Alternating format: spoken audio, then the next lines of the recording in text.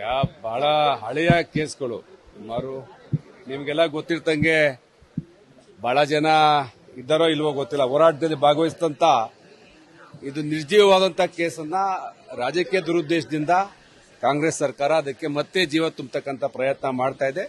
ಅದನ್ನ ಪಕ್ಷಾತೀತವಾಗಿ ಕರ್ನಾಟಕ ಜನ ವಿರೋಧ ಮಾಡ್ತಾ ಇದ್ದಾರೆ. ಅದರ ನೇತೃತ್ವವನ್ನು ಭಾರತೀಯ ಜನತಾ ಪಾರ್ಟಿಯ ನಮ್ಮ ಕಾರ್ಯಕರ್ತರು ಮುಖಂಡರು ವಹಿಸಿಕೊಂಡಿದ್ದಾರೆ. ವೈಯಕ್ತಿಕವಾಗಿ ಯಾರು ಏನೇ ಅಭಿಪ್ರಾಯ ಹೇಳಿದ್ರು ಕೂಡ ಇದು ಪ್ರತಿಯೊಬ್ಬ ಭಾರತೀಯರ ಕನಸಾಗಿತ್ತು. ಸುಮಾರು 500-600 ವರ್ಷಗಳ ಹೋರಾಟ ಅದು ಇವಾಗ ಸಾಕಾರಗೊಂಡಿದೆ. ಹಾಗಾಗಿ ಯಾರೋ ಕೆಲವರು ಹೇಳಿದಂತ ಅವರ ಸ್ಟೇಟ್ಮೆಂಟ್ಗಳಿಗೆಲ್ಲ ಉತ್ತರ ಕೊಡೋದು ಅನಾವಶ್ಯಕ ಅಂತ ಅನ್ಸುತ್ತೆ ನನಗೆ. ಚರ್ಚೆ ಇದ್ದೇ ಇರುತ್ತೆ, ತೀರ್ಮಾನ ಆಗೋ ತನಕ ಚರ್ಚೆ ಇರುತ್ತೆ, ಕುತೂಹಲ ಇರ್ತದೆ. ನೀವು ಕೇಳ್ತಾ ಇದ್ರಿ ಜೆಡಿಎಸ್ನವರು ಕಾಣ್ತಾ ಇಲ್ಲ ಅಂತ. ಮುಂದೆ ಸಂಕ್ರಾಂತಿ ಆದ್ಮೇಲೆ ಭಾರತೀಯ ಜನತಾ ಪಾರ್ಟಿ ಮತ್ತು ಜೆಡಿಎಸ್ ಕಾರ್ಯಕರ್ತರ ಬೆಸಗೆ ಆಗ್ತಕ್ಕಂಥ ಕಾರ್ಯಕ್ರಮಗಳು ನಡೀತವೆ. ಅದಾದ್ಮೇಲೆ ನಮ್ಮ ಕೇಂದ್ರದ ವರಿಷ್ಠರು ಜೆಡಿಎಸ್ನವರು ಯಾರು ಇಲ್ಲಿ ಅಭ್ಯರ್ಥಿ ಆಗಬೇಕು ಅಂತ ತೀರ್ಮಾನ ಮಾಡ್ತಾರೆ.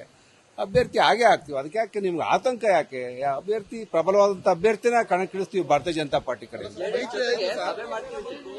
ಮೈತ್ರಿ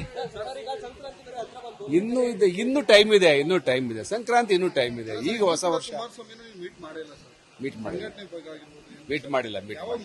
ಮಾಡ್ತೀವಿ. ಈಗ ಸಂಕ್ರಾಂತಿ ಆದ್ಮೇಲೆ ಮಾಡ್ತೀವಿ. ಸಂಕ್ರಾಂತಿ ಬರ್ಲಿ, ತಡೆಯ, ಇನ್ನೂ ಟೈಮ್ ಇದೆ.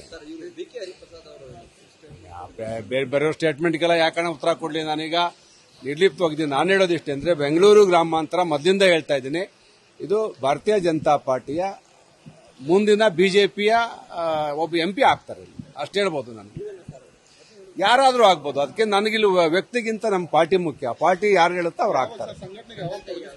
ಜನವರಿ 15 ಇದು ಸಂಕ್ರಾಂತಿ ಆಗಲಿ.